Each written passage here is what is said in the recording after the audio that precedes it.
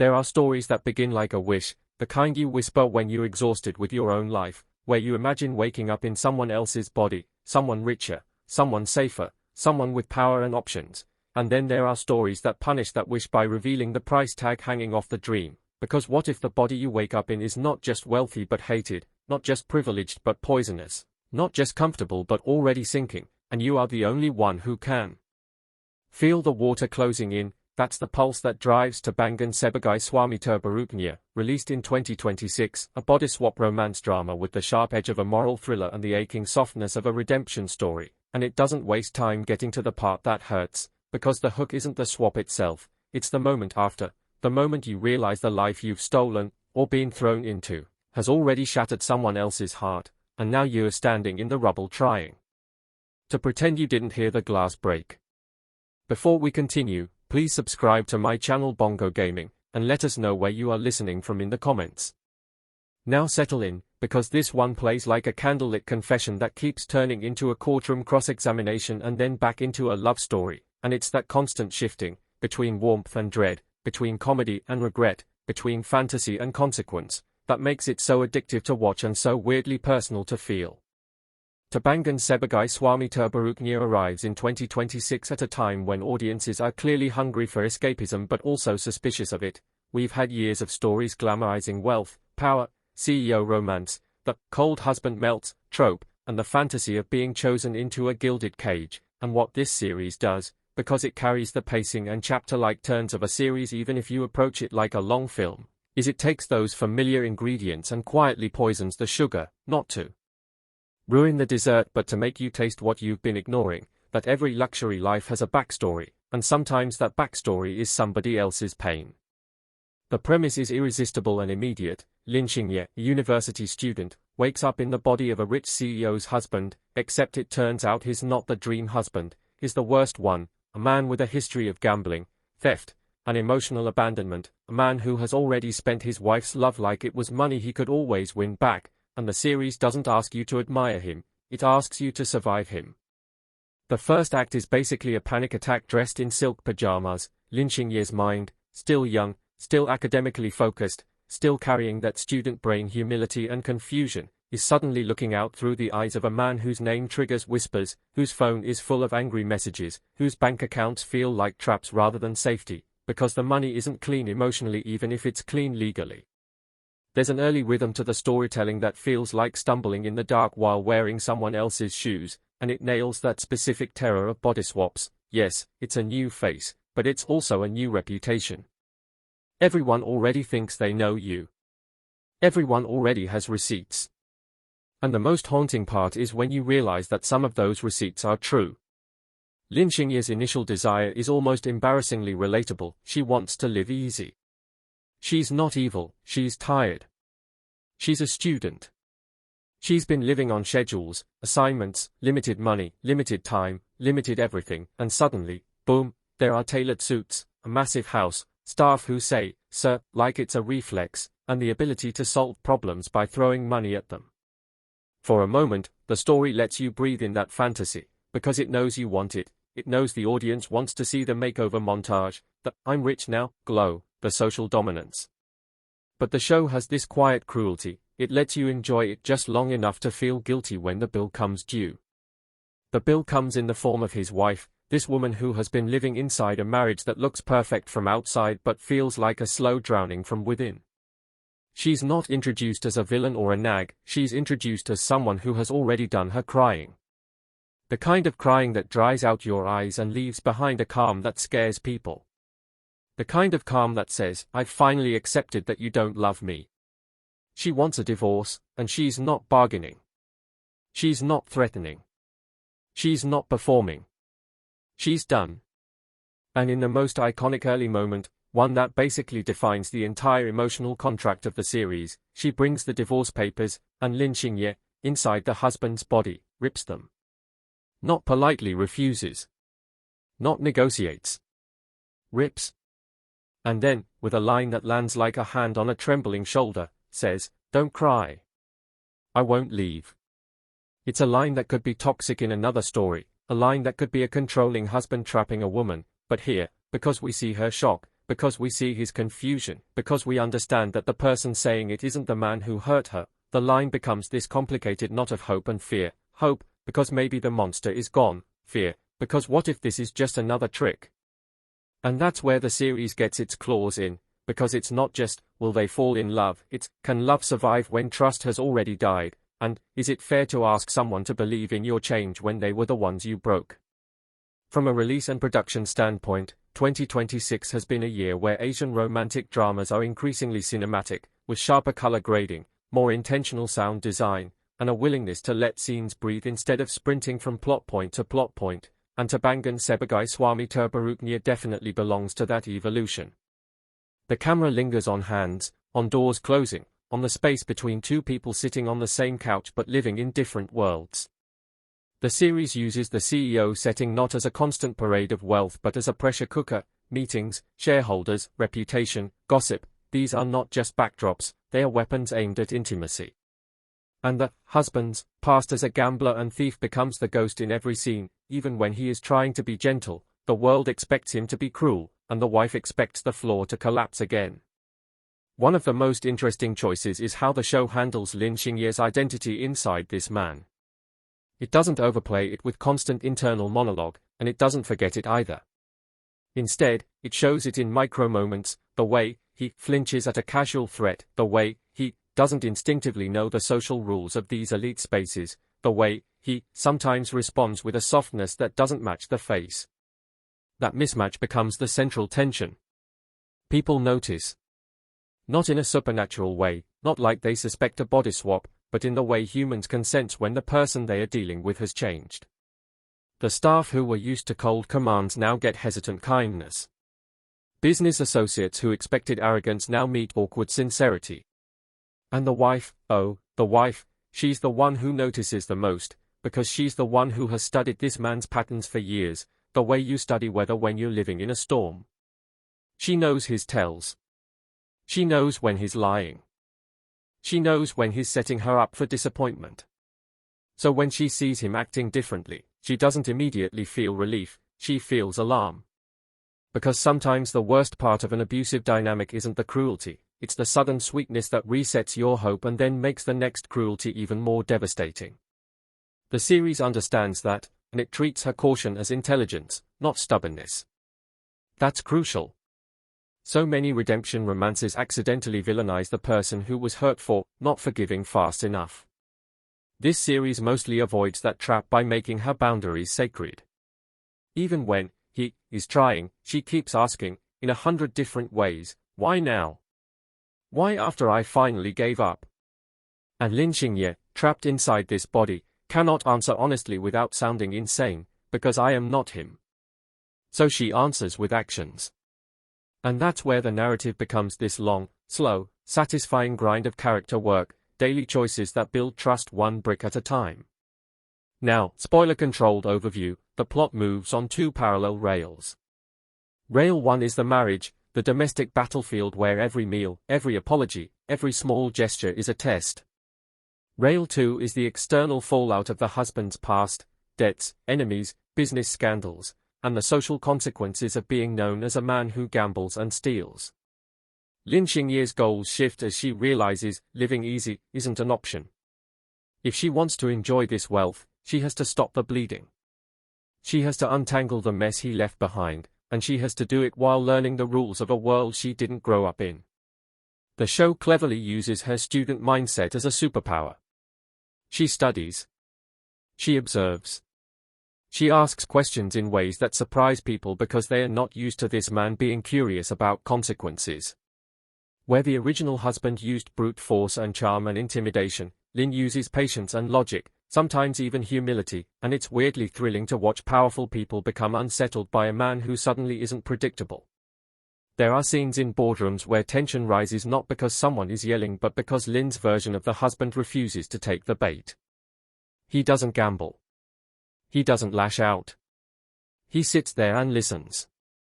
And in a world of egos, listening can feel like a knife. The series also plays with the moral weight of inhabiting someone else's body. Lin didn't choose this exactly, but she benefits from it. She benefits from his money, his resources, his access. And the show keeps tapping that nerve. Is she allowed to rewrite his life? Is she allowed to claim his redemption? If she fixes his marriage, who gets the credit? And more importantly, when the truth eventually threatens to surface, what happens to the wife who might fall in love not with her husband, but with the soul wearing him? That's the kind of existential romance question that can get cheesy fast, but here it's grounded in emotion. The wife doesn't love a soul, she loves the person in front of her, the choices he makes, the safety he provides. And Lin's terror is that she can become that person, but she can never be honest about how she got there. Character impressions are where Terbangun Sebagai Suami Terburuknya really earns its runtime, because it doesn't rely on archetypes alone. Lin Xingye is not written as a flawless saint. She's funny in small ways, frustrated in believable ways, and selfish in the way a tired person can be selfish. She wants relief. In the beginning, there's this almost comedic greed, like, okay, if I'm here, at least let me enjoy it, and that makes her human. But the comedy curdles when she sees what the husband did. The gambling isn't portrayed as cool or edgy, it's pathetic, destructive, and exhausting. The theft isn't a daring heist, it's betrayal. And Lin's reaction isn't instant heroism, it's panic, then calculation. She tries to patch holes quickly. She tries to avoid the wife's gaze. She tries to maintain the illusion of being him, while internally screaming that she's not. Over time, her arc becomes less about enjoying wealth and more about earning the right to stay. And the wife, often the emotional center of the entire story, feels like a person with a full interior life. She's not just the rich wife. She's a woman who has been humiliated quietly, whose love has been used as collateral, whose dignity has been negotiated away in private. The show gives her stillness. It gives her those moments where she's alone after an argument, not sobbing theatrically but sitting, staring, trying to remember who she was before she became someone's disappointed spouse. That's the kind of writing that makes you ache. Even when she's angry, it's controlled. She's not a tantrum, she's a verdict. And that makes the romance feel earned because Lin has to face not just her anger but her disappointment, which is harder. The original husband, as a character, is mostly seen through the damage he left and through flashbacks, rumors, and the reactions of others. And that's a smart move because it keeps him as a shadow, a presence, a threat. Even if he's gone, in the body swap sense, his consequences remain, and that's the point, you can't body swap out of accountability. Cinematically, the show uses physical spaces to reflect emotional distances. The mansion doesn't feel like a dream home, it feels like a museum of failed intimacy. Long hallways, closed doors, rooms that are too big for two people who don't speak. The bedroom becomes symbolic, sometimes a battlefield, sometimes a cold truce zone, sometimes an awkward space where two strangers pretend to be married. And the show uses light in a way that's surprisingly expressive. Early scenes are often cooler, with whites and grays that make the wealth feel sterile. As the relationship warms, slowly, painfully, there are more warm tones, more sunrise light, more shadows that feel intimate instead of ominous. The music, too, is careful. It doesn't slam you with melodrama every time someone's eyes water. It lets silence do the work.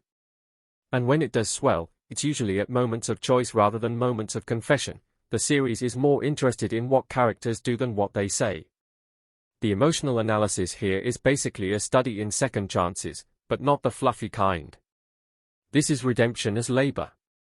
Lin is trying to fix a man's life, but she's also trying not to become the kind of person who thinks money makes mistakes disappear.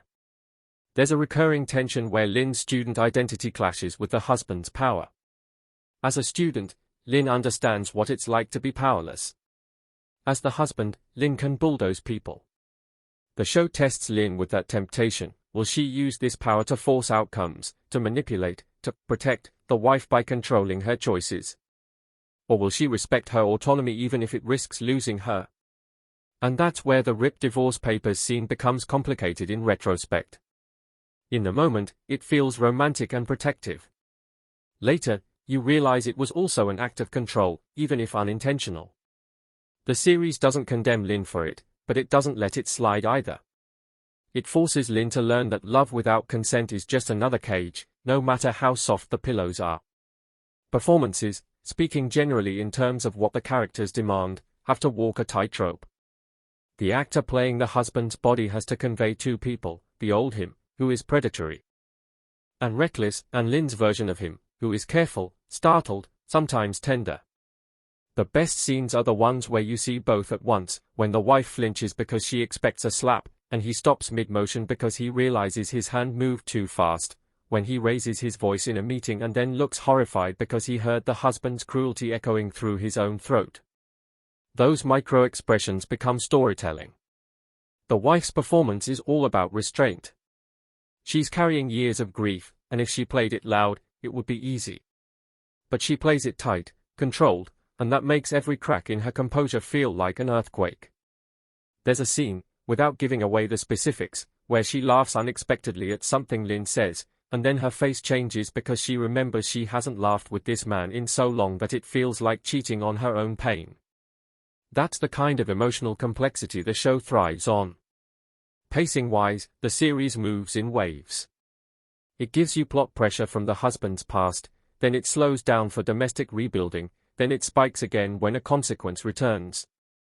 That wave pattern is what keeps 2026 audiences binging, because just when you think it's becoming a cozy healing romance, someone from the gambling world reappears, or a business rival digs up an old theft scandal, or the wife's family applies pressure, and suddenly the love story is in danger again. The show also uses misunderstandings, but not in the cheap way. The misunderstandings are rooted in trauma and secrets, not in someone overhearing half a sentence and running away for 3 episodes. The biggest secret is of course the body swap itself, but the writing understands that you can't reveal that too early without collapsing the tension, and you can't drag it too long without frustrating viewers. So it plays with partial truths. Lynn confesses feelings without confessing identity. Lynn apologizes for things Lynn didn't do but that the body did.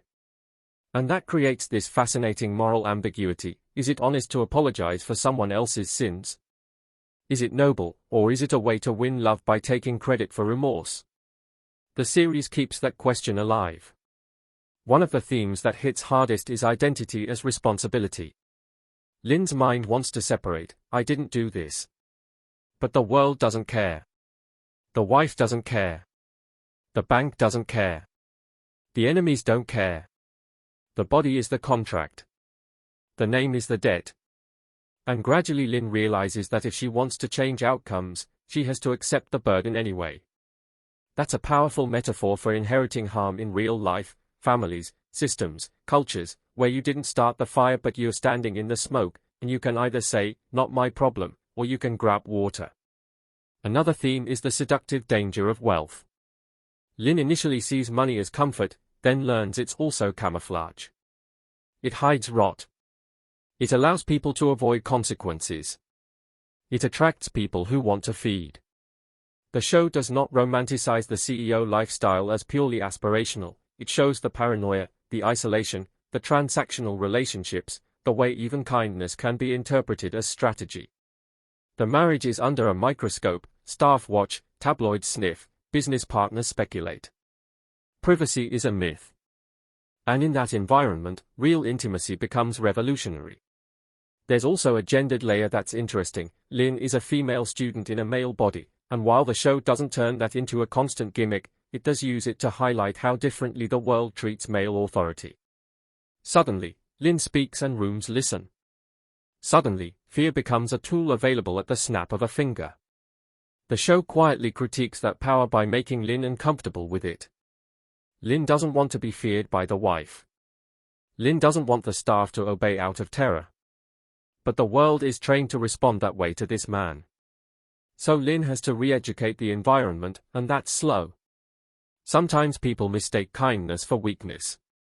Sometimes enemies push harder. And that creates conflict that feels organic.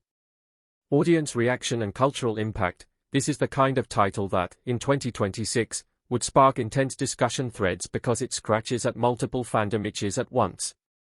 Romance fans come for the cold husband becomes devoted vibe, but then they run into the reality that this devotion is coming from a different soul, which raises uncomfortable questions.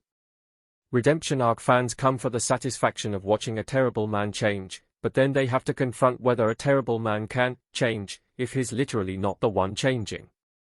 Meanwhile, viewers who love moral complexity latch onto the wife's perspective and argue about boundaries. Should she forgive? Should she leave? Does he deserve a chance?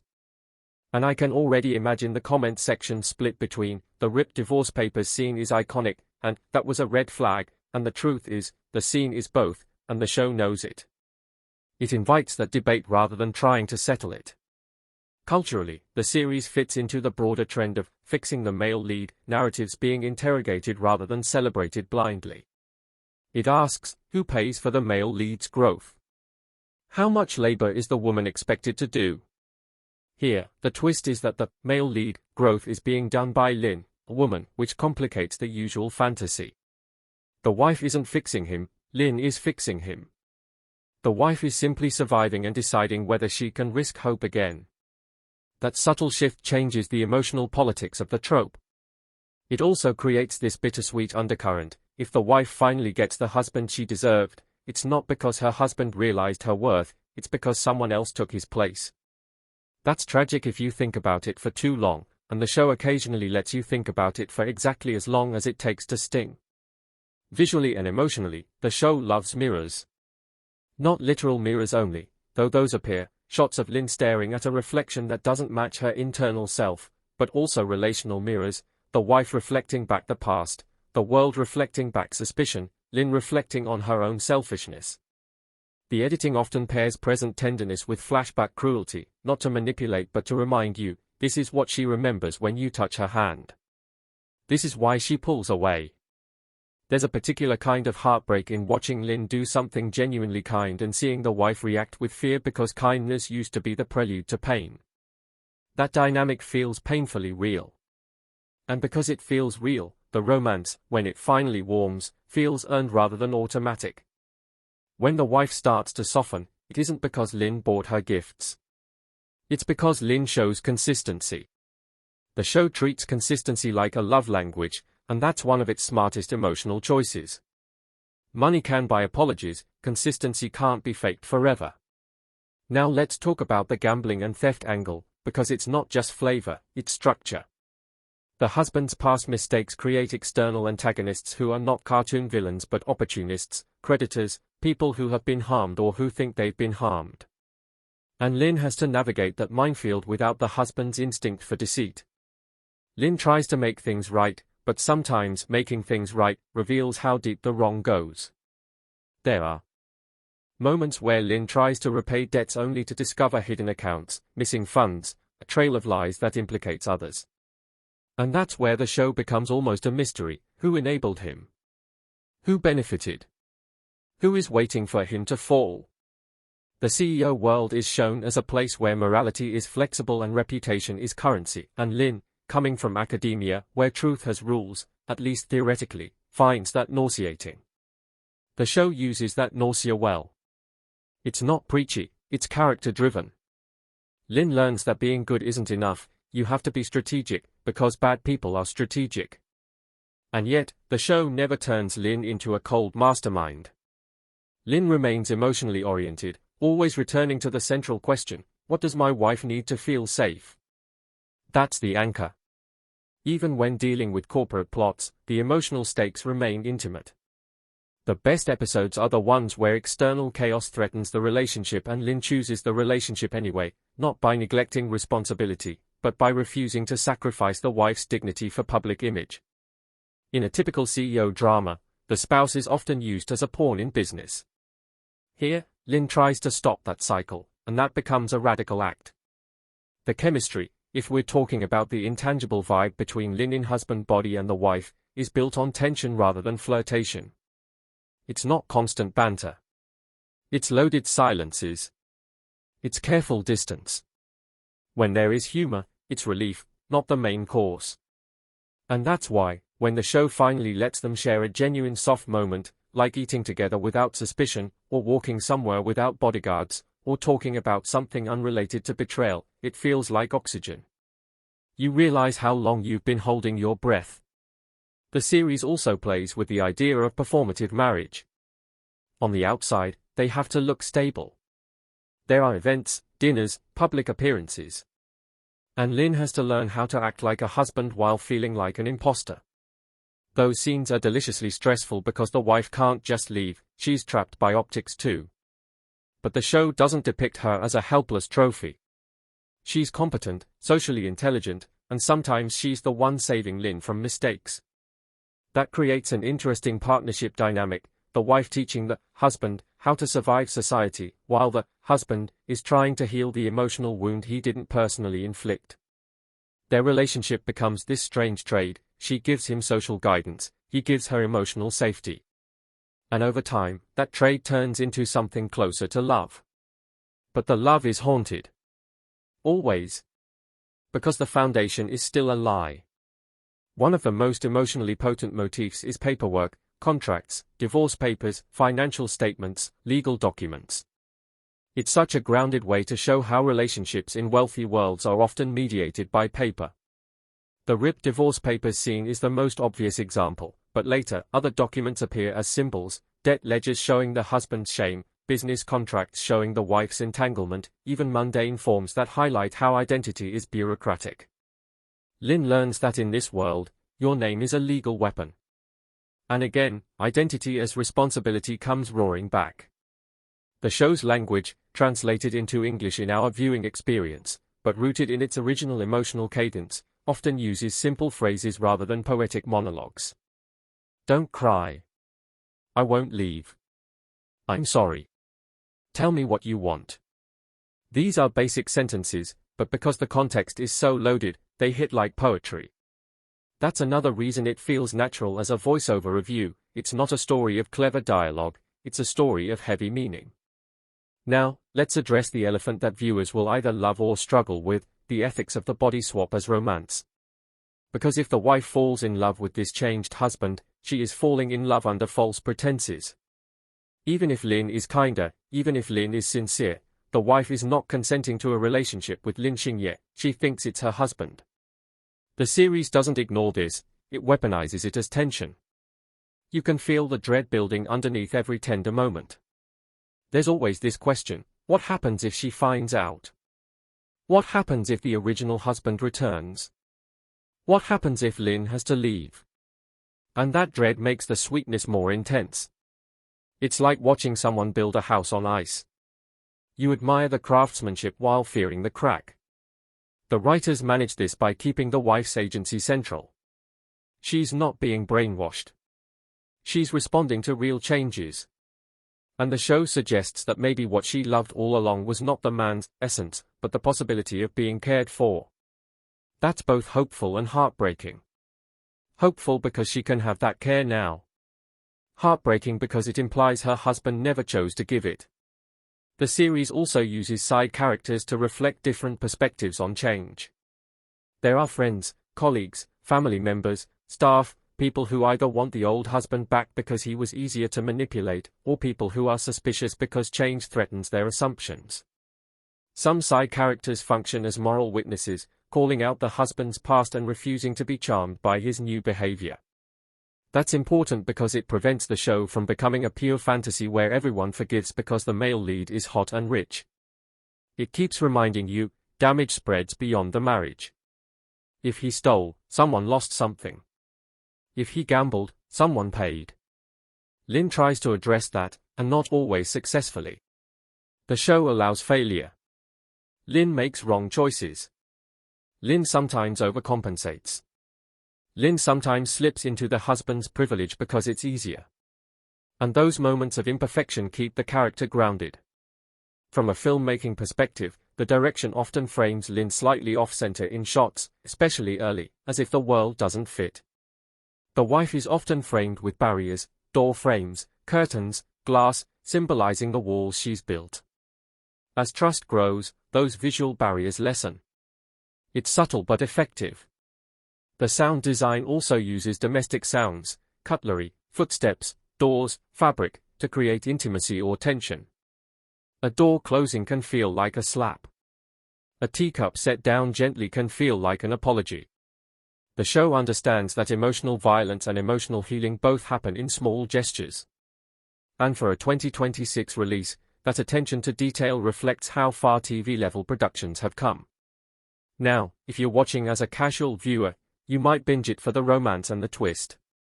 But if you watch as someone who's paying attention to themes, you'll notice how it interrogates the idea of the worst husband. What makes someone the worst? Is it the acts, gambling, stealing, cheating, lying? Or is it the refusal to change? The refusal to see your partner as a person? The show suggests that the worst husband is not just a man who does bad things, it's a man who makes his wife feel alone in her own home. Lynn's mission, whether she realizes it at first or not, is to end that loneliness. And the wife's journey is not simply to forgive, it's to reclaim herself. There are moments where she invests in her own life outside the marriage, where she sets conditions, where she says no. Those moments are victories. And Lynn, to her credit, learns to accept those no's. That's how you know this is not a purely possessive romance. It's trying to be a healing story. The cultural impact, especially in online spaces, would likely include people debating whether the series is more feminist than it appears, because it's about a woman literally occupying male privilege and using it to undo patriarchal harm. That's a bold reading, and I think the show invites it without preaching it. Lynn, as a female student, experiences what it means to be believed instantly as a man. She also experiences what it means to be feared. And she learns that fear is not respect. That lesson echoes beyond romance into society.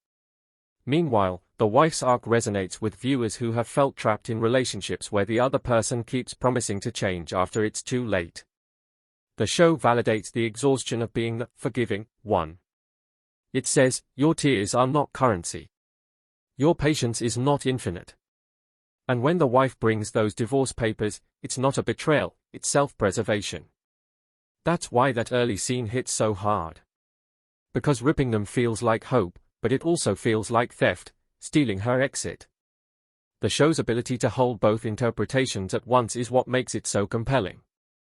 In terms of audience reaction, you can almost map the emotional journey viewers go through. At first, they're amused by the premise and hooked by the wealth fantasy. Then they get angry when they learn what the husband did. Then they start rooting for Lynn as an underdog trying to clean up a mess. Then they fall for the slow burn tenderness. Then dread kicks in about the secret.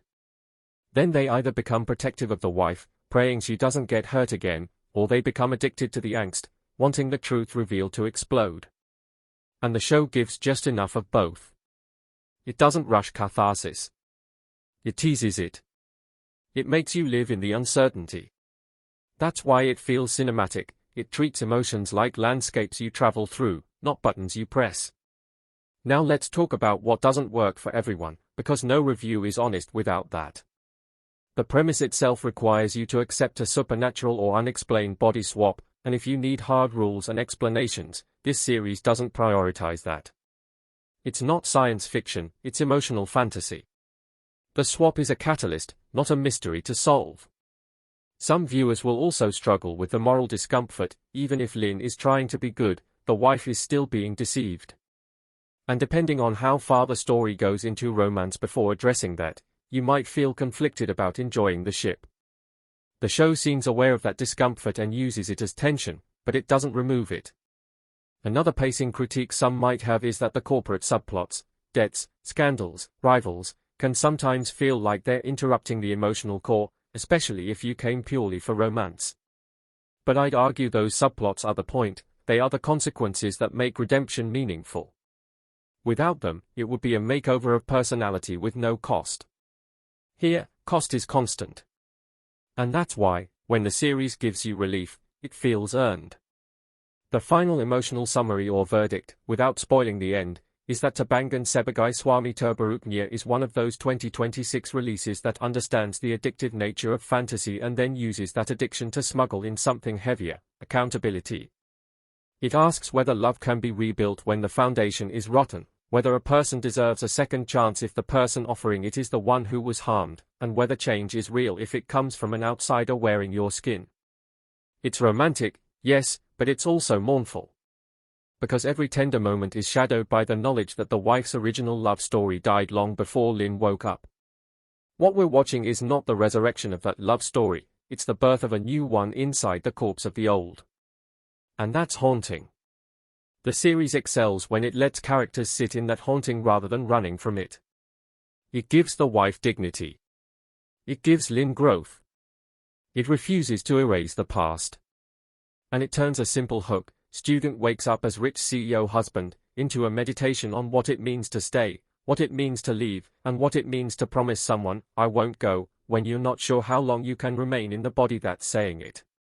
If you want a glossy romance where money solves everything, this will frustrate you. If you want a redemption fantasy where the male lead is forgiven because he's handsome, this will challenge you. But if you want a slow, tense, emotionally immersive story that treats love like a risky investment and trust like something you have to earn every day, Terbangun Sebagai Suami Terburuknya is absolutely worth your time, and when the screen fades out and you sit there hearing that line echo, don't cry. I won't leave, you realize the real question wasn't whether he would leave the marriage, it was whether the wife could finally leave the version of herself who kept waiting for a man who never came home, and whether Lin, in trying to save someone else's love story, might end up confronting her own hunger for an easy life and discovering that the only life that feels easy is the one where you stop running from the damage and start repairing it, even when the repair cuts your hands, even when the person you're trying to save doesn't trust you yet, even when the world insists you're still the worst husband, because redemption in this story isn't a glow-up, it's a vow you keep making in 1,000 small moments until someone finally believes you, and by the time you reach the emotional heights this series is aiming for, you're not watching for the twist anymore, you're watching for the tremble in a voice that used to be cold, you're watching for the way a woman who stopped crying learns how to breathe again, and you're realizing that the most cinematic thing Terbangun Sebagai Suami Terburuknya ever does isn't the wealth or the scandals or the big confrontations, it's the quiet decision, repeated,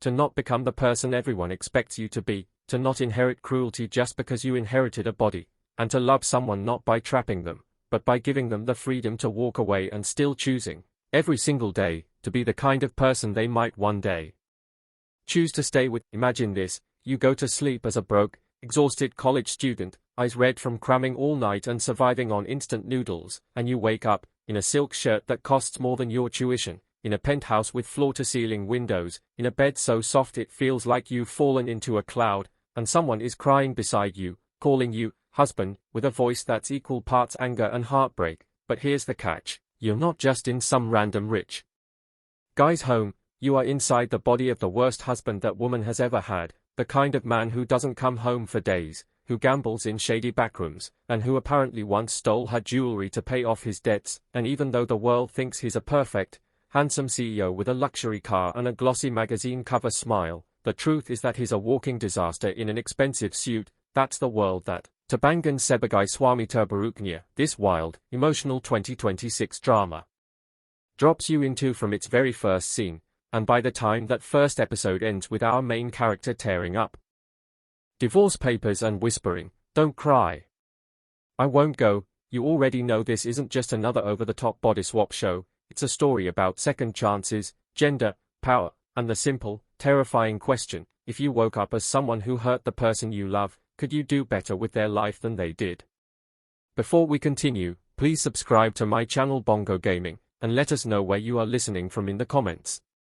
Now, I know some of you might be thinking, why is a channel called Bongo Gaming talking about a melodramatic fantasy series from 2026? And honestly, that's exactly why I wanted to make this video, because what really hooks us into games, into anime, into movies, isn't just mechanics, or graphics, or big set pieces, it's stories. And Terbangun Sebagai Suami Terburuknya feels like a single-player narrative campaign in drama form, the kind of narrative arc you could imagine playing out in a visual novel or a choice-based RPG, where every decision ripples through a fragile relationship and changes who you become. And when a series can give you that feeling of holding someone else's fate in your hands, then it's absolutely something worth breaking down, frame by frame, emotion by emotion, twist by twist.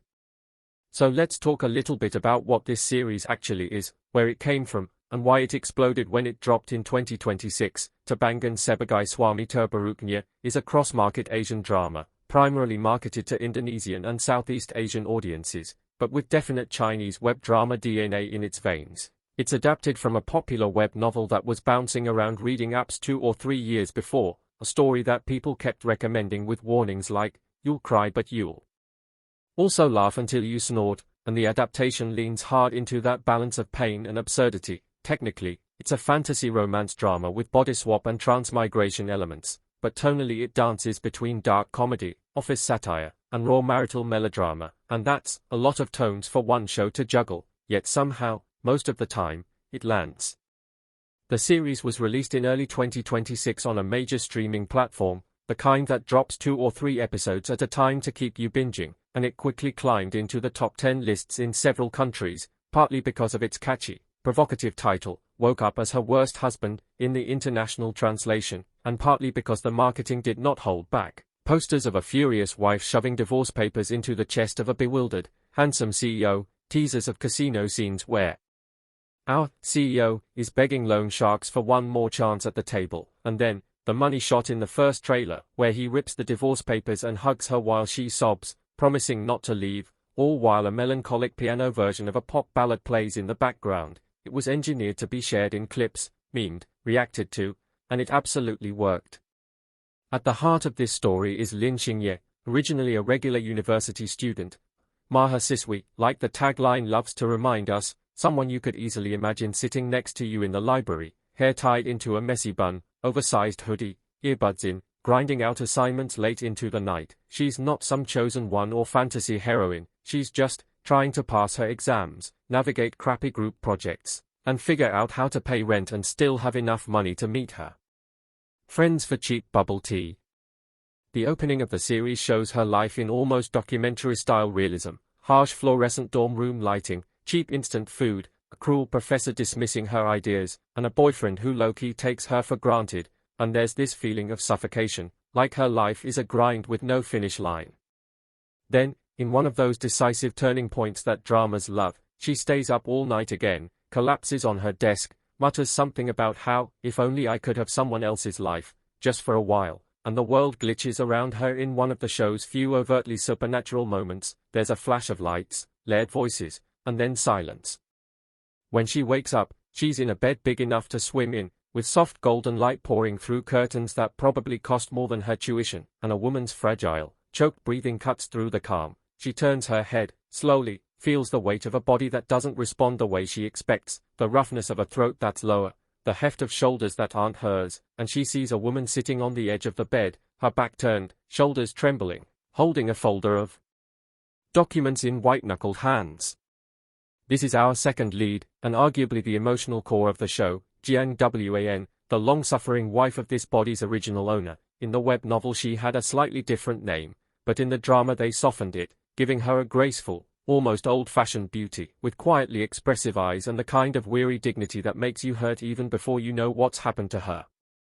The camera lingers on her profile, the tear hanging on her lashes but not falling, and when she finally speaks, it's not a wail or a scream, it's this brittle, controlled tone, like she's trying very hard not to crack. "I brought the divorce papers, but you still don't care, do you?" In that moment, Lin Xingye, inside the body of this man, has no idea what's going on. The show smartly lets us sit inside her confusion instead of cutting to exposition, so we get these bizarre little comedic beats where she tries to speak, hears this deep male voice and freaks out internally, but outwardly, everyone just thinks the CEO is tired or hungover or being his usual emotionally unavailable self. We see her catching sight of herself in the mirror for the first time, and this is where the actor playing the husband truly starts to show his range, the disgusted, disoriented expression, the way he touches his own jaw like it's alien, tests his throat, almost chokes on his own voice, and yet, because Jiang Wan is right there on the edge of collapse, he has to shove down his panic and deal with the reality in front of him. Within the first episode, we slowly piece together who this Swami CEO Kaya Raya really is. His name in the drama is Ji Yuichen, and on paper he's the perfect male lead cliché, a CEO of a large family-owned company, well-educated, groomed since childhood to run the business, appearing in magazines, sought after by socialites, the dream catch for any family looking to marry their daughters into money. But behind those glossy appearances, he's been spiraling for years, addicted to high stakes gambling, constantly borrowing from dangerous people, lying to his wife, embezzling small amounts from the company to cover his debts, and still losing, always losing, caught in that delusional gambler's loop of, if I just win this one, I can fix everything. The original Gu Chen, as people around him describe, is not evil in a cartoonish way, he's weak, selfish, and cowardly in a very human way, which somehow makes his sins feel worse. We hear about the time he pawned Jiang Wan's heirloom bracelet, a gift from her late mother, to cover a poker debt and lied that he lost it. We hear about him screaming at her when she tried to stop him from going out another night. We see bruises on her wrist that the camera doesn't over-explain, just leaves there. Accusing. This is the man whose body Lin Xingye now inhabits, and from the moment she realizes it, the show becomes this tension between who he was and who she wants to be, inside him. For a while, Terbangun Sebagai Suami Terburuknya leans into the awkward comedy of the situation, and that's honestly one of its strengths. We see her stumbling through basic male tasks like shaving, shocked at how much hair there is to deal with, trying to lower her voice in board meetings while secretly panicking about business jargon she doesn't understand, flinching when Jiang Wan changes clothes in front of her, out of old habit, then freaking out internally because she's still mentally a woman and doesn't want to be a creep. The writing finds a lot of humor in those gendered expectations, but there's almost always a sting underneath the joke. It shows how Gu Chen used to treat people versus how Lin Xingye, in his body, instinctively responds. Where he used to bark at the staff, she awkwardly thanks them, confusing everyone. Where he used to ignore Jiang Wan's gentle questions, she actually looks at her and tries to answer, stumbling but sincere, and you can see both the household and Jiang Wan quietly thinking, something is off, but maybe in a good way. Still, the show doesn't let Lin Xingye off the hook just because she's different. The body she's in carries consequences. When angry creditors show up at a private club demanding the money Gu Chen owes, they don't care that internally, he is someone else now. Fists still fly, threats still come, and perhaps the scariest part is the shadow of the law and the company. Those early episodes build this beautiful, anxious sense of, you can't just decide to be a better person, you're inheriting someone else's chain of disasters, and they are already halfway around your neck.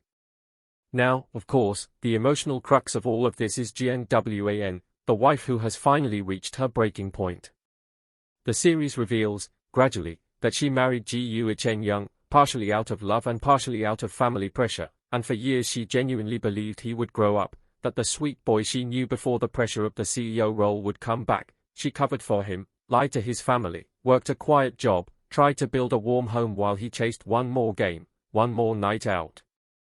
When we meet her in the present, she's like someone standing in the ruins of a house they kept trying to fix, soot on her hands, but still clutching the blueprint of what she thought they were building. She's alternately resigned and furious, and by the time she brings those divorce papers into the bedroom in episode 1, it's clear this is not a threat, it's not a bargaining chip, it's a final gesture from someone who has cried enough that the well is empty.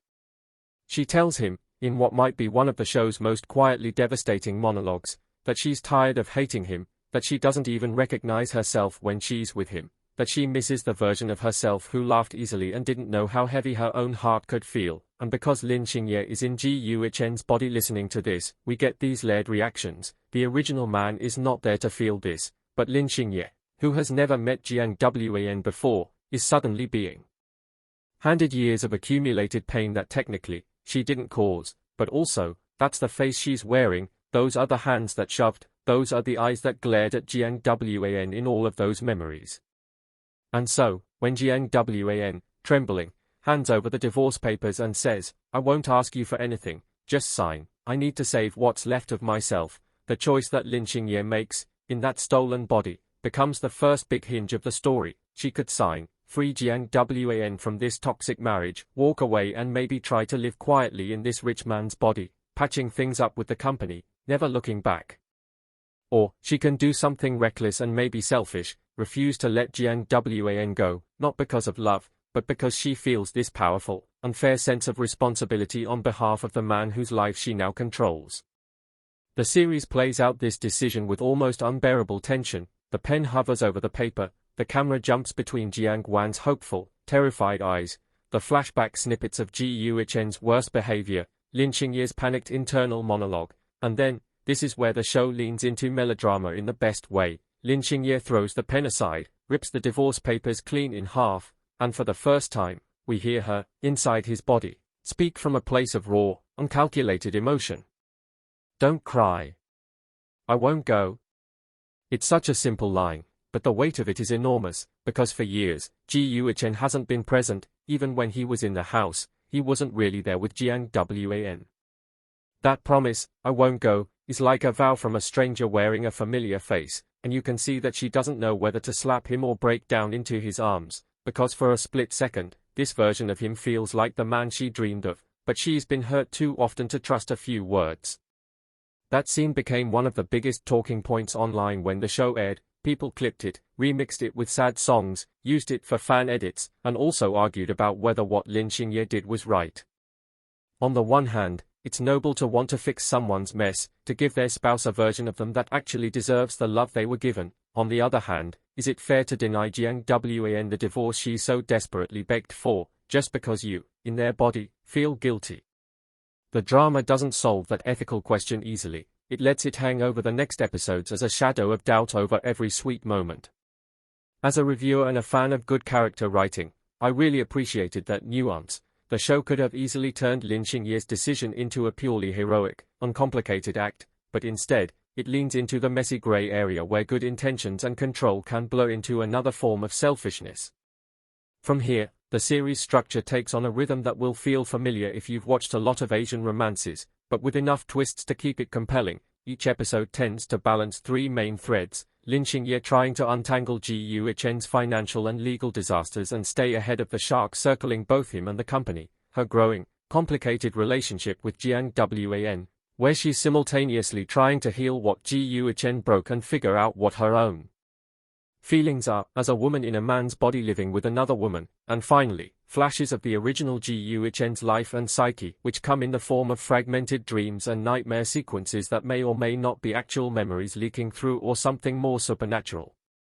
That last piece is where the series flirts with going deeper into metaphysics but mostly keeps it symbolic. We see young Ji Yuchen being berated by his father for crying, told he has to be a man, ordered to ignore his own fears to prove himself worthy of the company. We see him sneak into gambling dens as a teenager, trying to win small riches to buy his mother a gift, and the thrill on his face when luck goes his way the first time. We see the first moment he realizes that losing can be disguised as almost winning, and how that almost hooks into his brain like a worm, convincing him to chase that high again and again.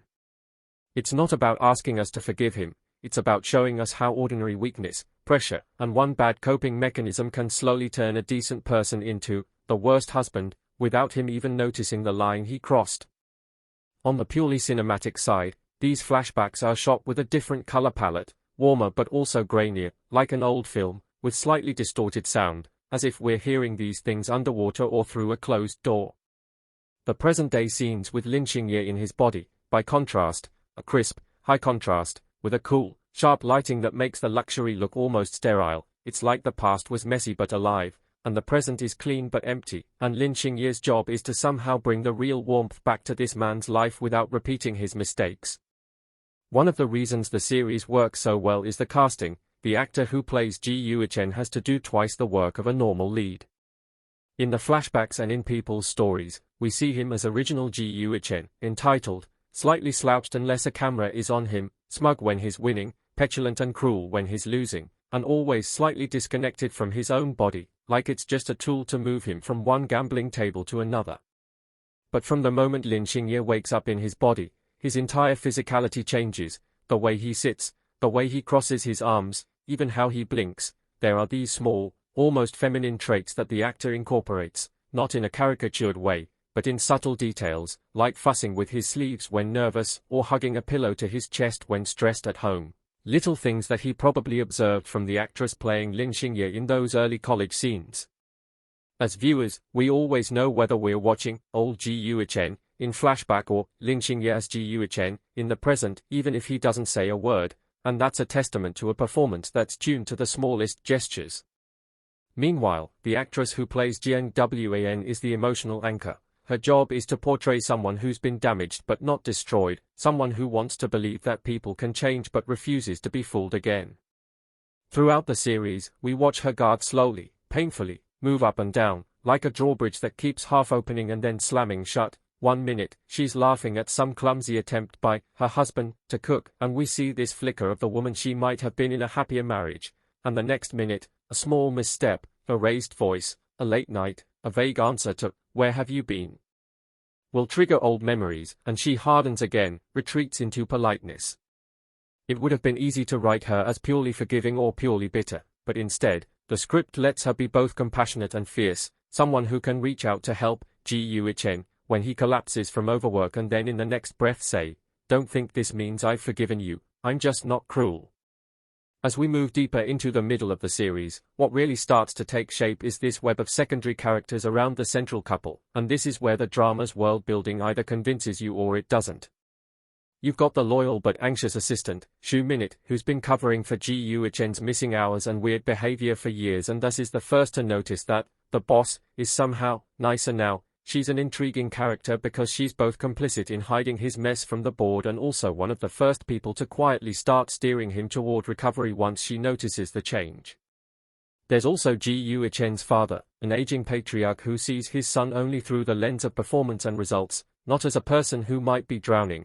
Their scenes are tense, almost suffocating, especially when Chen starts pushing back against some of the company's more ruthless practices, revealing that the son his father used to dismiss as irresponsible suddenly has moral opinions.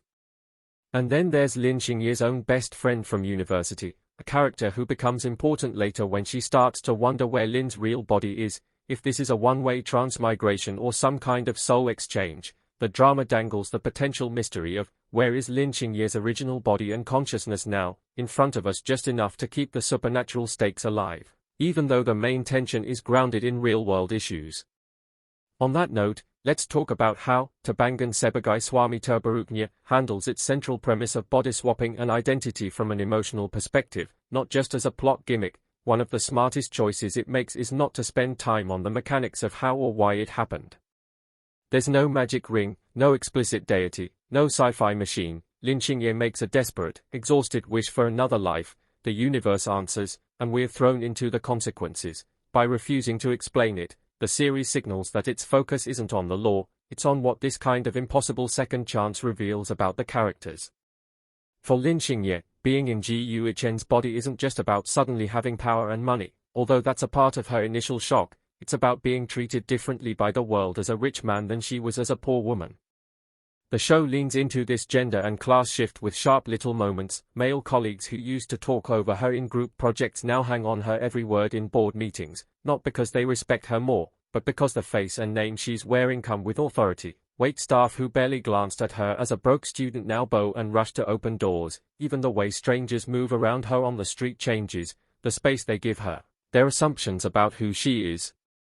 The series uses these observations to quietly ask, how much of who we become is shaped by how the world treats the face it sees?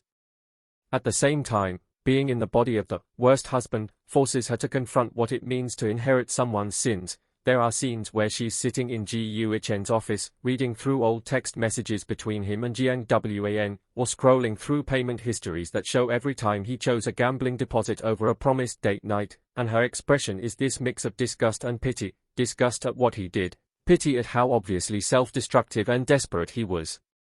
As a viewer, it's a bit like playing a game where you pick up another player's save file and realize they made every bad choice possible, pissed off every NPC, and now it's your job to try and repair relationships that are already at rock bottom. There's a strange, meta-level empathy there, like, you're not the one who burned this town down, but you still feel guilty walking through the ashes as if the smoke is clinging to you. The drama visualizes this in some subtle recurring motifs. Every time Lin Xingye tries to do something kind for Jiang, like remembering a small detail from years ago that she read in their chat logs and recreating that moment, the camera occasionally cuts to Jiang Wan's face in flashback, reminding us that she experienced these same gestures once before, but they were undercut by lies or betrayals that followed. So even when something feels beautiful in the present, it comes with a ghost of pain. That's what makes their slow burn relationship work. It's not just about cute domestic scenes, it's about rebuilding trust from ground zero, except you're not even the same soul in that body anymore. The show allows that strangeness to sit in the room. There are multiple points where Jiang straight up says, "Sometimes I feel like you're a different person," and Lin Xingye has to swallow down the truth that, yes, she literally is. Now, about the line that everyone quotes, "Don't cry. I won't go." It's not just a one-off dramatic flourish, the show uses that promise as an emotional checkpoint. Early on, it's about staying physically present, not disappearing for days to gamble or drink. Later, that vow evolves into something deeper, about not emotionally withdrawing when things get hard. There's a scene around the midpoint of the series where the company is hit with a major scandal, news breaks that someone has been siphoning funds for a long time, and the board is in a panic. All the breadcrumbs point back to Gu Chen's past actions, and it looks like the whole empire his father built might come crashing down. In the chaos, Jian suggests that maybe it would be easier if they divorced after all, so she won't be legally tied to the fallout. She's not saying it to hurt him, she's saying it like someone who has finally learned to protect herself, and hearing that, new Gu Chen freezes. There's this long pause where you can see a million fears flicker through his mind, fear of prison, of ruin, of losing this fragile love he barely had time to taste, and he has a moment where he could run, he could sign, he could escape into some offshore account that the old Gu Chen had set up. But instead, he remembers that night in the bedroom, the way her shoulders had shaken when she cried, and in a tremor-filled voice, he says, "I told you I won't go. Not from this. Not from you. If I get dragged down, you can stand there and hate me, but I'll face it." That choice, to stand and face the consequences of someone else's sins instead of fleeing, becomes the real turning point of his character. It's where, "I'm not the one who did it," stops being a shield and turns into a challenge. If I'm in this life, I'll carry it to the end. From an acting standpoint, these scenes are where the lead really gets to show the layers of fear and courage. From a writing standpoint, they signal that the story isn't going to cop out with convenient miracles for every problem. Does that mean the show is perfect? No, the pacing, especially around the third quarter, wobbles a bit. As with many dramas of this type, there's a temptation to pile on misunderstandings and side plots, jealous exes, corporate saboteurs, long-lost family members, rogue cousins fighting for inheritance. Some of those elements add texture. For example, an ex-girlfriend of Gu Chen who knew him back in his gambling days and sees through his current good guy act, becoming a strange sort of antagonist who insists that men like him never change, forcing Lin Xingye to confront that reputation head-on. But other subplots, like the extended arc about a rival company trying to poach his employees, feel more like filler, taking screen time away from the more compelling emotional core.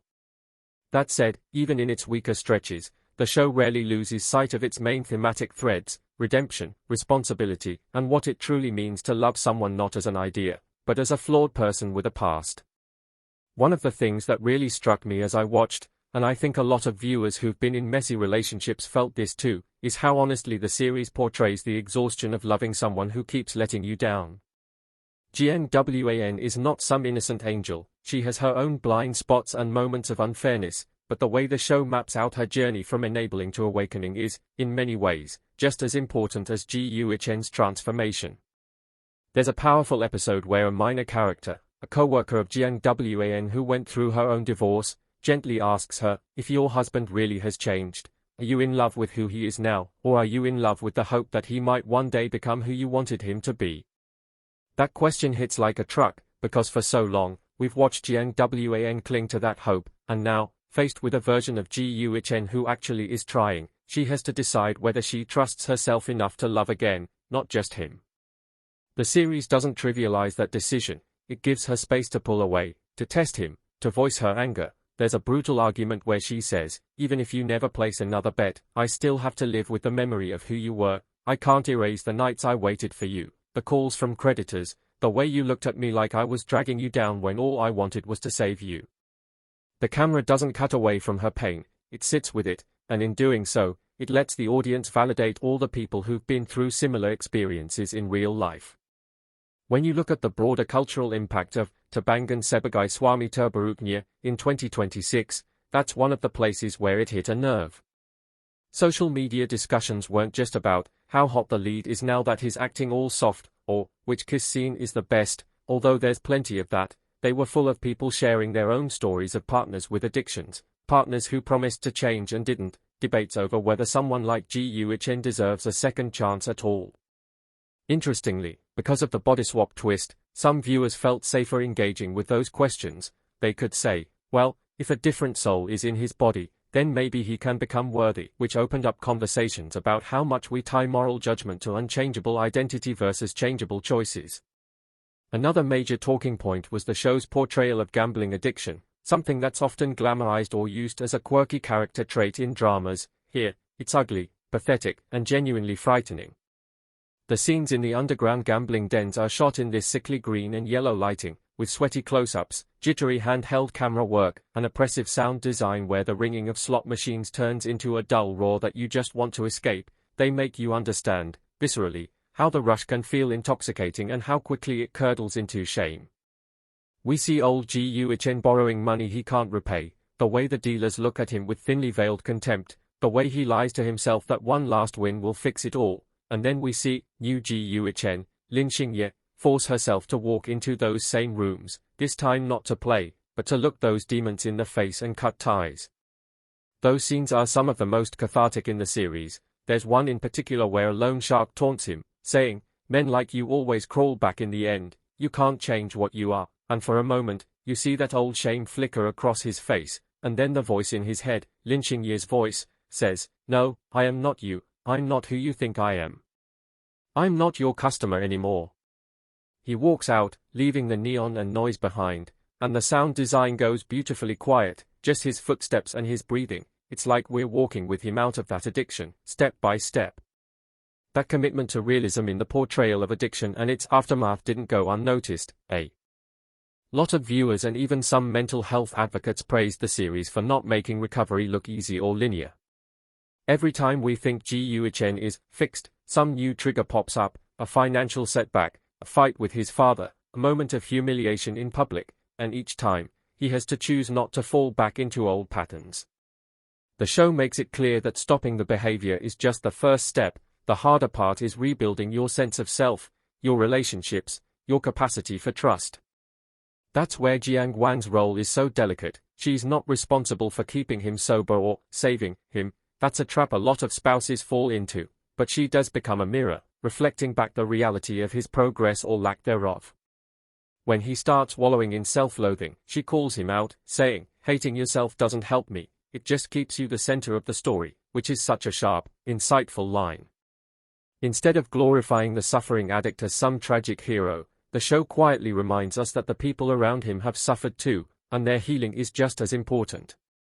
Beyond the personal, Terbangun Sebagai Suami Terburuknya also touches on themes of class and corporate responsibility in ways that feel surprisingly pointed for a romance drama.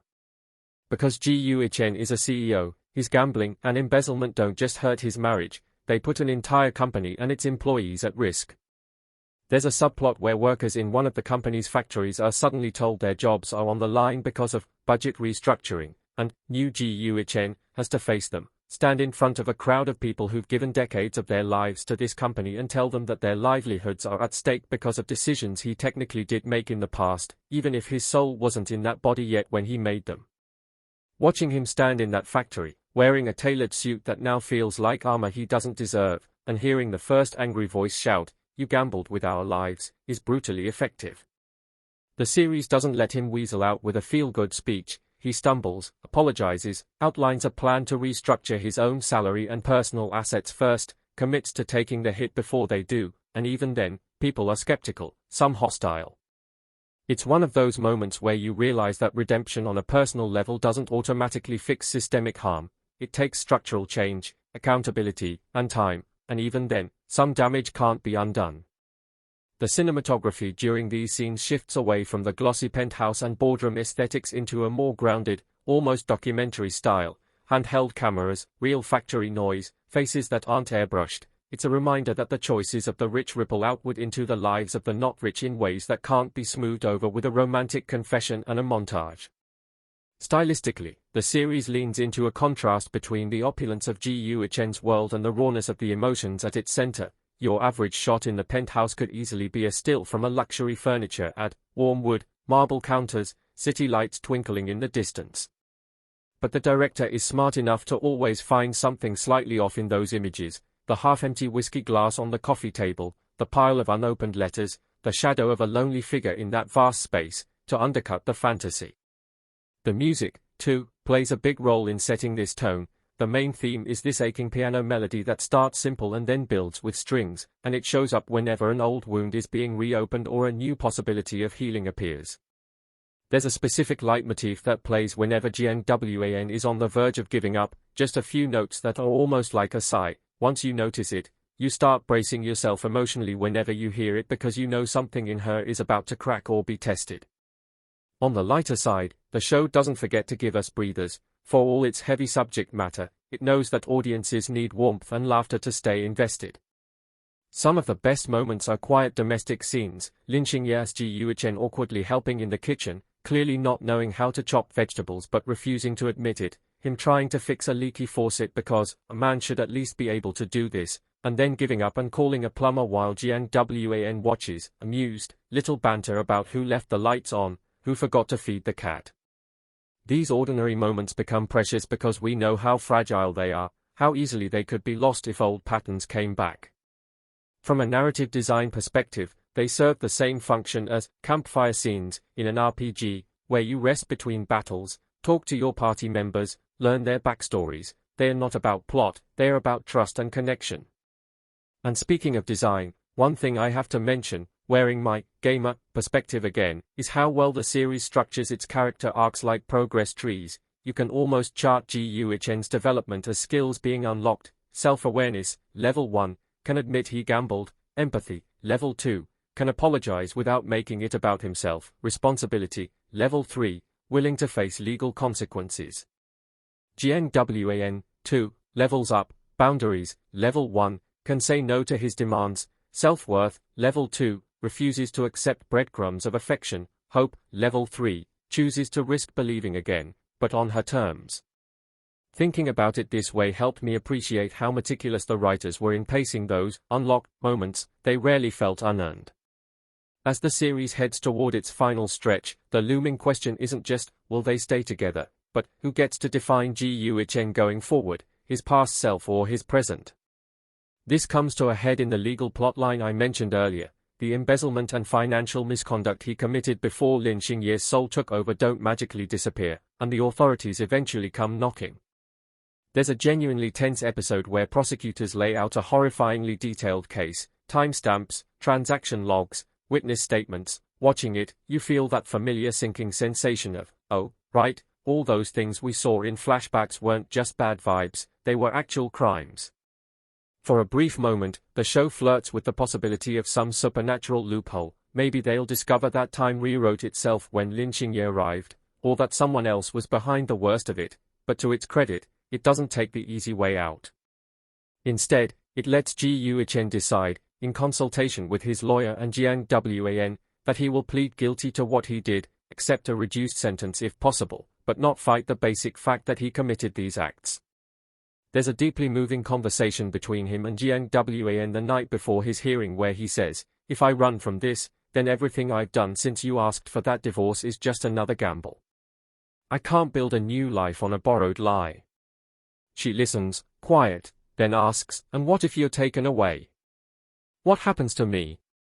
His answer, you will live. You were always able to, even when I wasn't here. This time, if I leave, it will be because I chose to finally pay what I owe, not because I chased another illusion, is one of those lines that sticks with you. The show sets us up to believe he might actually go to prison for a long time, and the tension carries through several episodes. The court scenes are understated, not grandstanding, emphasizing the bureaucratic, almost mundane nature of justice, folders, microphones, judges speaking in measured tones, but our emotional investment makes every word feel heavy. I won't spoil exactly how the sentencing plays out, because the outcome and the compromise they land on is one of the few things the show holds back as a surprise, but what matters isn't the exact number of months or years, it's the fact that GUHN stops being a man running from his own trail of damage and becomes someone who walks toward judgment with his eyes open. That choice, more than any romantic gesture, is what finally convinces GNWAN, and us as the audience, that this isn't just a performance of change, it's real. Zooming out to audience reaction, the show's release in 2026 sparked a kind of discourse that you don't always see around romantic dramas. Yes, people were doing the usual shipping, making edits, debating which scene was the most swoon-worthy, but under that, there were threads on forums and social media where people dissected the ethical implications of the body swap. Some argued that the entire premise was unfair to Jiang Wan, that she deserved to know the truth that the man standing in front of her was someone else entirely. Others countered that from a narrative and emotional perspective, the soul matters more than the body, and that if she fell in love with the person Wan had become after the change, then perhaps what mattered was the present reality, not metaphysical technicalities. The show cleverly never confirms whether Jiang Wan ever fully finds out about the body swap. It drops hints, suggests suspicions, allows for interpretive space, which, in a way, extends the story beyond the screen into the audience's own imagination and ethics. From a cultural standpoint, especially in Southeast Asia, where discussions around marriage, duty, and individual happiness are often shaped by strong family and societal expectations, Terbangun Sebagai Suami Terburuknya tapped into a nerve. Viewers debated whether Jiang Wan should have stayed, whether her eventual choices were empowering or not, whether the show was encouraging people to fix broken partners instead of leaving. My own take, watching and re-watching key scenes, is that the drama walks a very narrow line but ultimately lands on the side of agency. It doesn't say, you should stay and fix someone. It shows one very specific, fantastical scenario where a partner actually does change in a profound, consistent way, and asks, what would you do then? It can't be a template for real life because, in real life, there is no body swap, no sudden replacement of someone's soul with a better one, but as a story, it can still give voice to the desire many people have, not for a perfect partner, but for the one they already love to finally grow up and step up. Technically, the show's writing and editing mostly support that complexity, though as I said, there are some pacing issues. A few episodes spin their wheels, revisiting the same conflict from slightly different angles without adding much new, and some secondary characters, like a scheming cousin on the board who wants to take over the company, feel more like plot devices than fully fleshed out people. Still, these are relatively minor flaws in the big picture, and for every clunky subplot, there's at least one scene of such raw, honest emotion that it more than makes up for it. For example, there's a late series moment where Jiang Wan, standing alone in the now empty penthouse because Wan has had to leave for reasons I won't detail, walks from room to room, touching objects that used to symbolize pain, the couch he passed out on drunk, the table where she ate alone, and realizes that in the past months, they've gained new memories that overlay the old ones, a shared joke, a quiet meal, a night spent talking instead of fighting. She sits down on the bed where the series began, holds the remnant of those first torn divorce papers that she never threw away, and for the first time, she cries not out of despair, but out of the confusing mix of grief for what was and gratitude for what has become possible. The camera doesn't show us Wan at all in this scene, it's just her, processing, and that focus is what makes the story feel balanced, not just centered around the man's redemption arc. As a final verdict, if you're someone who's drawn to stories that mix the fantastical with the painfully real, if you like romance that doesn't shy away from the mess of addiction, betrayal, and the long, slow work of rebuilding trust, Terbangun Sebagai Suami Terburuknya is absolutely worth your time. It's not a casual background show, it's one of those dramas that grabs your heart with its premise, waking up as the worst version of a husband and trying to do better, and then keeps squeezing as it forces its characters to confront not just their feelings, but their responsibilities. It asks harder questions than you might expect from a series with such a memeable title. If you could step into the life of someone who's hurt others, do you owe those people restitution, even if the sins weren't yours? Is love a feeling, a choice, or a series of actions over time?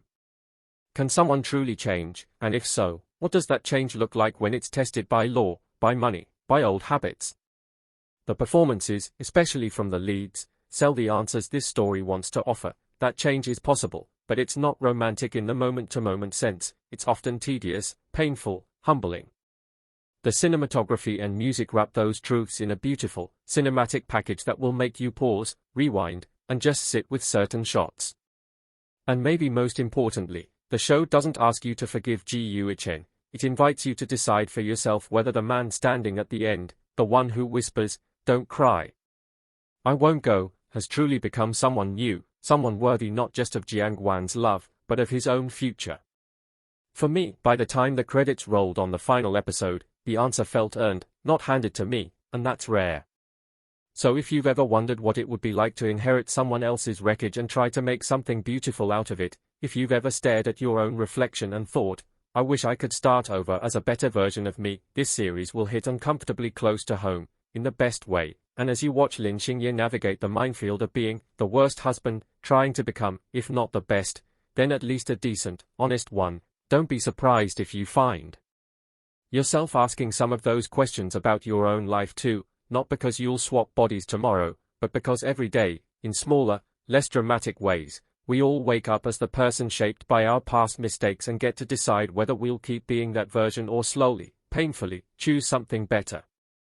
What if you woke up one morning with silk sheets under your fingers, a skyline of glass and gold outside your window, servants waiting at the door, money flowing like water, and then you realized the body you're living in belongs to the worst man imaginable, a man so broken that even love itself is afraid of him, because that is the chilling, seductive, and emotionally brutal question at the heart of Terbangun Sebagai Suami Terburuknya, a 2026 release that doesn't just play with the body swap trope but weaponizes it, twisting fantasy into guilt, comfort into responsibility, and power into a moral trial that refuses to let the audience breathe. And before we continue, please subscribe to my channel Bongo Gaming, and let us know where you are listening from in the comments, because this is one of those stories that feels different depending on where you are standing in life.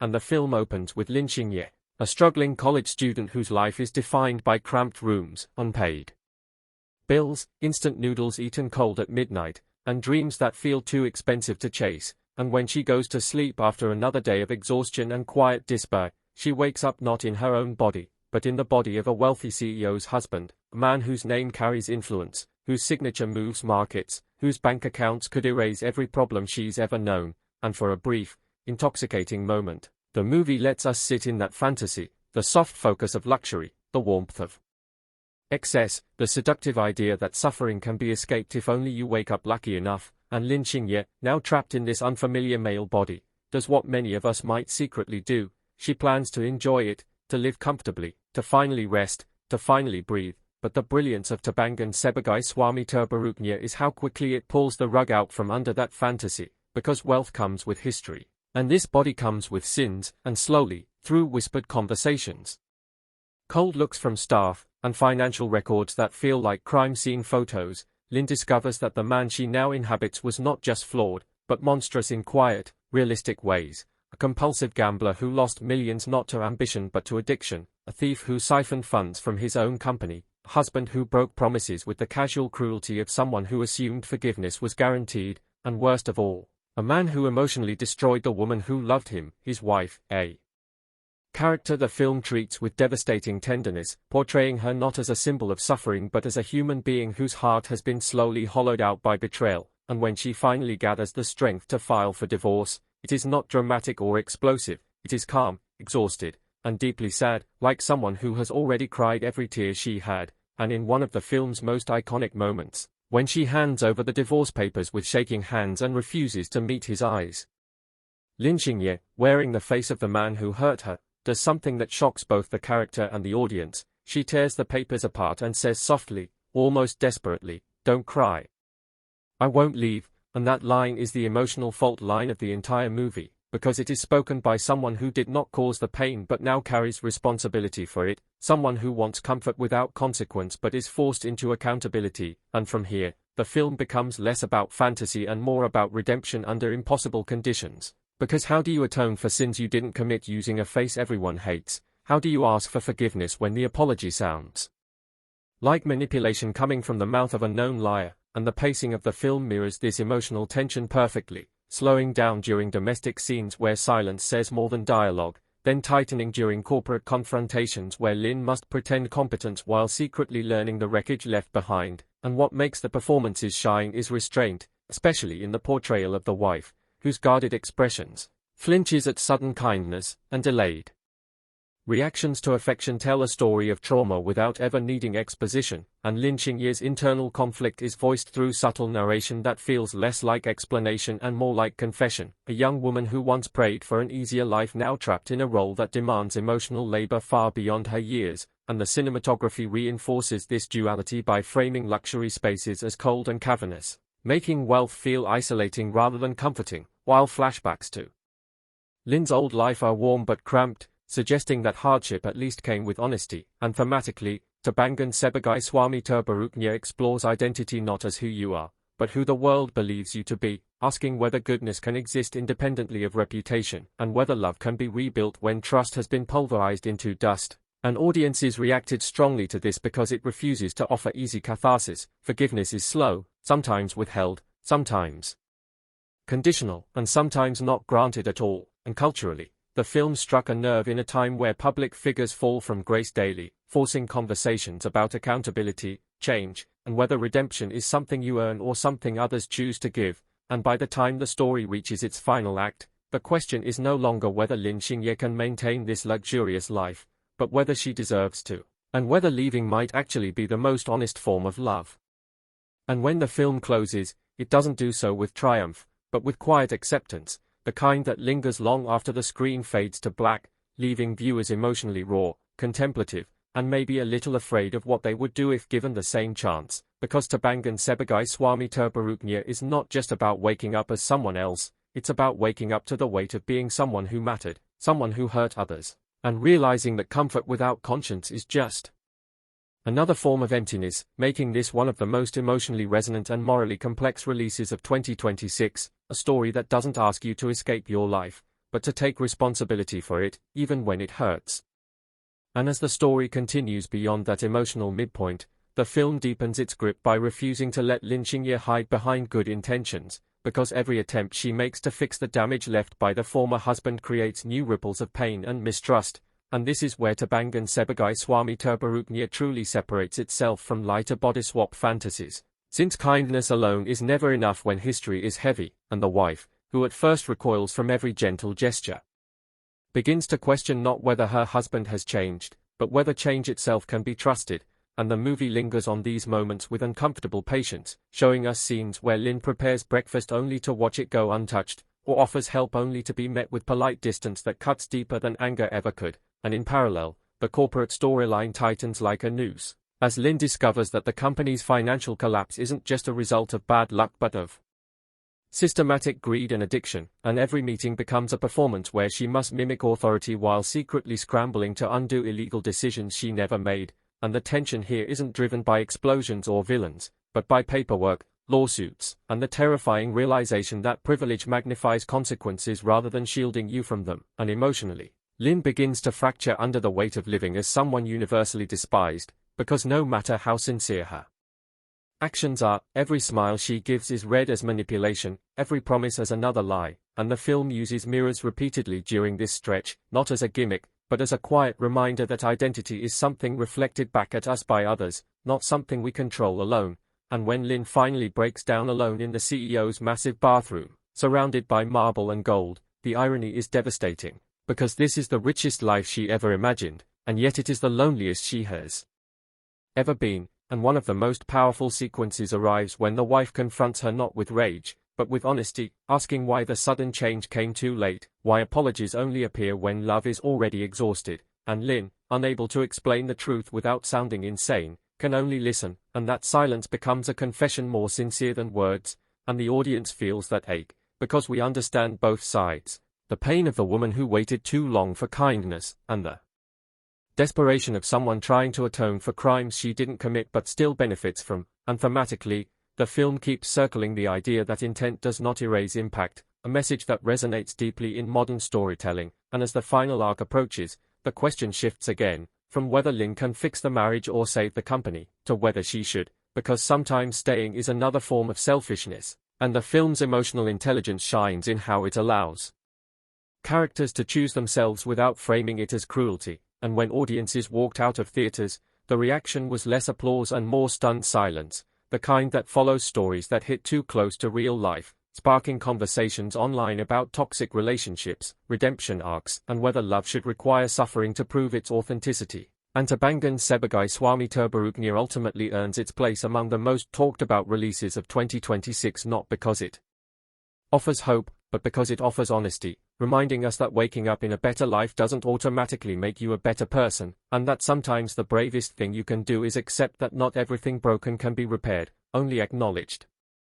And even after that emotional reckoning, the film refuses to slow down or soften its gaze, instead pushing Lin Xingye deeper into moral territory that feels almost unbearably human, because now that the wife has voiced her truth, now that the company's corruption is no longer hidden behind spreadsheets and signatures, Lin is forced to confront the most painful realization of all, that good intentions do not grant ownership over outcomes. And this is where the movie's narrative becomes almost meditative, lingering on the quiet aftermath of confrontation rather than the confrontation itself, showing us days that pass with minimal dialogue, where shared spaces feel heavier than arguments ever did, and Lin's internal monologue grows less hopeful and more honest, shifting from, "I can fix this," to, "maybe fixing it isn't mine to do," and that shift is devastating in its maturity, because it mirrors the moment many adults reach when they realize effort does not equal entitlement, and the film cleverly parallels this emotional arc with Lin's gradual competence in the corporate world, as she learns to stabilize the company not through bold power moves,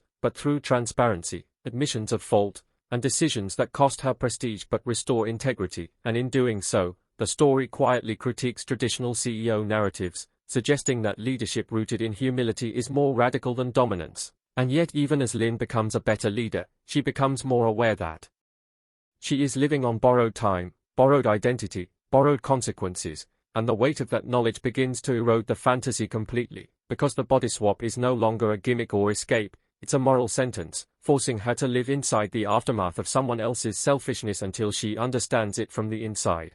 And one of the most haunting moments arrives when Lin visits a casino owned by one of the former husband's creditors, a place soaked in neon and regret, where the camera lingers on slot machines and poker tables like predatory animals, and Lin feels a physical revulsion not just at the place, but at the realization that addiction is not dramatic evil, it's quiet repetition, the slow erosion of responsibility, and this scene lands hard because it reframes the former husband not as a cartoon villain, but as a deeply broken human being whose choices rippled outward. And that understanding does not excuse him, but it complicates the idea of punishment. And by extension, Lin's own role in carrying that punishment forward, and as the final stretch of the film unfolds, the wife begins to reclaim parts of herself that had been suppressed for years, taking small steps toward independence that are portrayed not as rebellion, but as healing, and Lin watches this with a mix of pride and grief, because helping someone grow sometimes means making yourself unnecessary, and the film lets that truth breathe, allowing scenes to play out without music, without commentary, trusting the audience to sit with the discomfort, and when the possibility of Lin returning to her original body begins to surface, it's not treated as salvation, but as a looming question, because leaving would mean escape, but staying would mean continuing to live a lie, and that tension is what makes the final act so emotionally potent, as every choice feels both right and wrong at the same time. And audiences felt this deeply, flooding discussions with personal stories of relationships that changed too late, apologies that came after damage was done, and moments where letting go was the only honest option, and by refusing to offer a clean moral victory, Terbangun Sebagai Suami Terburuknya cements itself as a rare piece of mainstream cinema willing to sit in ambiguity, reminding us that growth is often invisible, uncelebrated, and sometimes misunderstood, but still necessary. And as the film moves inexorably toward its closing moments, it becomes clear that the true transformation was never about wealth or power or even love, but about learning to live with accountability without expecting reward.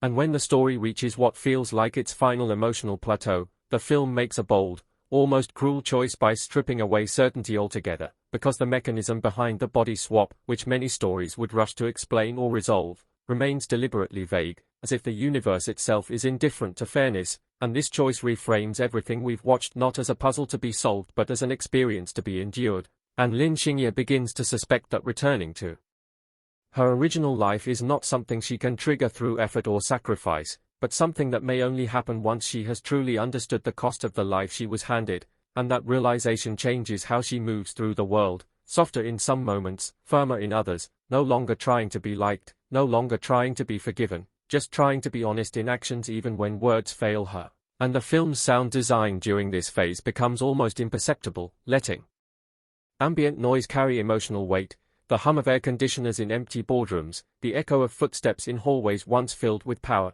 the sound of rain against windows during sleepless nights, and these sensory details pull the audience inward, making the experience feel less like watching a movie and more like inhabiting a moral headspace. And one of the most quietly devastating scenes arrives when Lin signs paperwork transferring partial control of the company away from herself, a move that protects employees and investors but permanently diminishes her authority, and there is no triumphant music, No applause, just a long shot of her hand hesitating before the pen touches paper, because giving up power voluntarily is the clearest sign that she no longer wants to hide behind it, and in contrast, the wife's arc reaches a point of fragile strength, as she begins planning a life that does not orbit around repairing damage, and the film treats this not as abandonment, but as survival, and Lynn's reaction to this is one of the most mature emotional beats in the entire story, because instead of pleading or performing sacrifice, she steps back, finally understanding that love without possession is the only love that doesn't rot, and this moment lands especially hard because it subverts so many redemption narratives that equate suffering with entitlement to forgiveness, and here, suffering is simply acknowledged,